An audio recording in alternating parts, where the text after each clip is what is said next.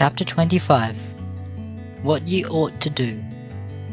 It is comparatively easy to perform almost any kind of work, but the value of any work is in having performed so that the desired results may be most speedily reached, and in having the means with which the worked labours arranged so as to meet certain ends. It is the constant problems of those organs which have charge of the well-being of the body to cause digestion to take place, so that what is nourishing in the food may reach every part of the body, not only the portions near the organs in which digestion takes place, but also the most extreme parts of the different members. Just so it is the aim of all persons who are accustomed to making public addresses to try to make those who are far away from them hear them as well as those who sit near.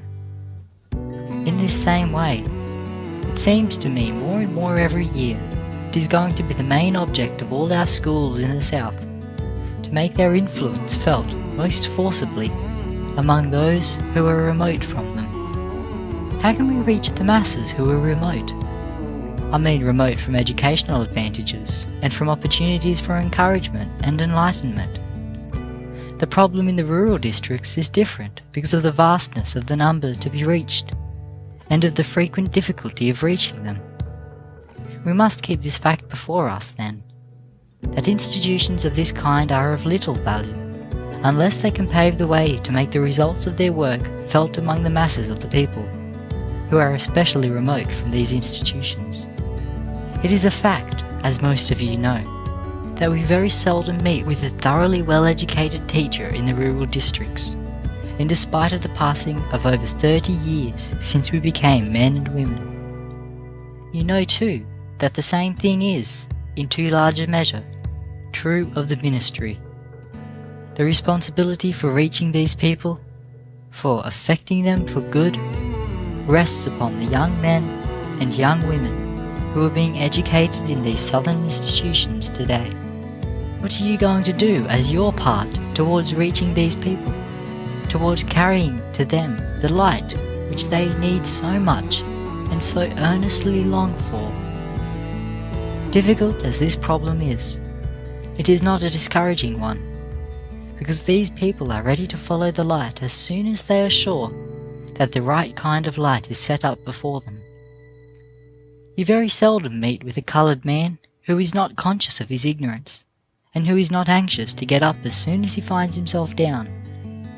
In this respect, the problem is encouraging. One of the ways in which the problem is serious is with respect to labour. In almost every city and town in the South, a large proportion of the coloured people are shiftless so far as manual labour is concerned, although I think there is already improvement. The masses of our people are given to thrift and industry, and to unremitting toil in their way. The hard thing about it, the discouraging thing, is that they do not know how to realise the results of their toil, because they have no education and little idea of industrial development. They do not know how to make their work tell for what it ought to. As a general thing, the people, those in the country especially, do not ask anybody to come and give them food, clothing, and houses. All they ask is for some person, some honest, upright man or woman, who is interested in their welfare, to come among them and show them how to direct their efforts and their energy, show them how best to realise the results of their work, so that they can supply their own moral, religious, and material needs, and educate their children.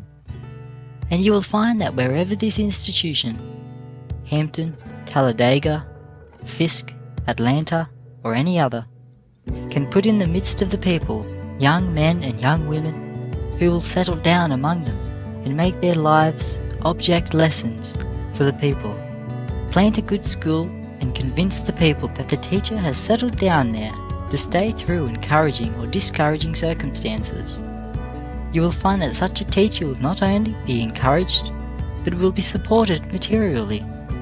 In every way, there will be an opportunity for that person to revolutionize the community. That opportunity is open to you. It is an opportunity which is being opened to no other set of young men and and young women who are being educated anywhere else in the world. Are you going to appreciate the beauty and grandeur of this opportunity? I was talking with a gentleman last night who has recently spent some time in one of the southern states, and he told me that in hardly any country district in that state was there a public school which is kept open longer than 4 months. He tells me that the average salary in some of those districts is little more than $15 a month. In another state, the conditions of the people is about the same. In our own state, perhaps the conditions are worse even than in the states referred to. In some counties in Alabama, the people are this year receiving no money to run their schools more than 3.5 months in the year, except of course in the cities and towns. In some counties, the teachers are being paid only $12 to $20, and there are possibly some where the teachers get no more than $10 from the state fund. I was talking with a gentleman from another state not long ago about the material condition of the people in that state, and he told me that so far as their industrial life is concerned, the masses are in a very bad condition this year, that they are too often at the mercy of the landowners. I refer to the people who run the large plantations, and that the same thing is largely true of all of the cotton-raising states. I need not go on to describe to you the moral results that must inevitably follow such a condition of things. I need not take your time to tell you that there can be little morality or religion among people who are so ignorant as these people, and who do not know where they are going to get anything to eat. It is needless to describe the train of moral evils that must follow such conditions as these. What I have attempted to describe to you as existing today in these country districts may not be very encouraging, but it seems to me that every young man and young woman who has enjoyed the privileges afforded by this and by other institutions in the South, I speak especially now to the members of the next graduating class, should feel that such conditions as these present one of the most inviting fields possible for labour. Every young man and woman here is being educated by money that is given by others. None of you are paying for the education you are receiving. You might pay for your board, but you would have to do that elsewhere. Everyone must pay for his or her own clothing, for the cost of buildings, rent, tuition, expenses, and other matters pertaining to the institution. You do not pay. Your education, in a large measure, is a gift from the public, and it seems to me that one of the first things you should do is to repay, to as large an extent as is possible, with your services, what has been spent in giving you so large a part of your education. This is a debt that you owe not only to yourselves, but to our race and our country. It is a religious debt as well, that you will be willing to go out into these country districts and suffer, as it were, for a few years, until you can get a foothold, so that you can plant yourselves in one of these dark communities. I feel sure that you would not have to suffer very long. I believe that the hardest part of the struggle would come during the first 2 or 3 years.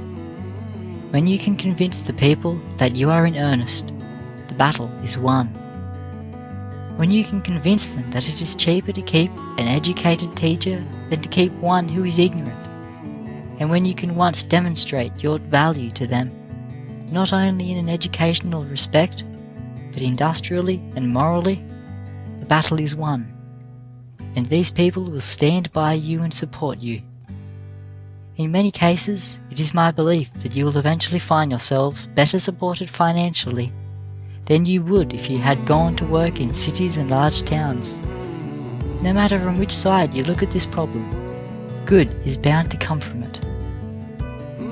And while we are talking about the reward that will come as a result of your services, let me tell you that no greater satisfaction can come to anyone than that which you will get from the worship and praise which will come to you from these old mothers and fathers, who will be benefited by your services. I know of instances where teachers have gone and planted themselves in these country districts, who, even if they do not make such a very great success financially, receive the love and most sincere worship from year to year because of the feeling of gratitude which the people among whom they have settled have for them on account of their having helped them in so many ways. This same kind of pioneer work had to be done all over the world before the right kind of civilization was planted. It was such work as this that the people did who settled the Great West, where they were deprived of the comforts of life. The people who planted Oberlin College in what was then a wilderness had to suffer many such hardships. The men who went to Washington, Oregon, and California and established what now large cities there are had to suffer many such hardships. They had to suffer just what you must and should suffer. Are you going to suffer for your own people until they can receive the light which they so much need? If the young men and women before me have the right kind of stuff in them, they will do this. Most certainly do I hope that you are going to carry out into these dark communities the light which you receive here from day to day. I hope you will fill these districts with men and women of education. When you go out from here with your diploma, whether it be next May or at some other time, resolve to plant yourself in one community and stay there. No matter what your work is, you cannot accomplish much if you become the wandering Jew. Find the community where you think you can use your life to the best advantage and then stay there. In the time that has elapsed since this talk was given, I think there has been improvement in many of the country schools in the South and in the general condition of the people as described to me then. Booker T. Washington. End of Chapter 25. What You Ought to Do.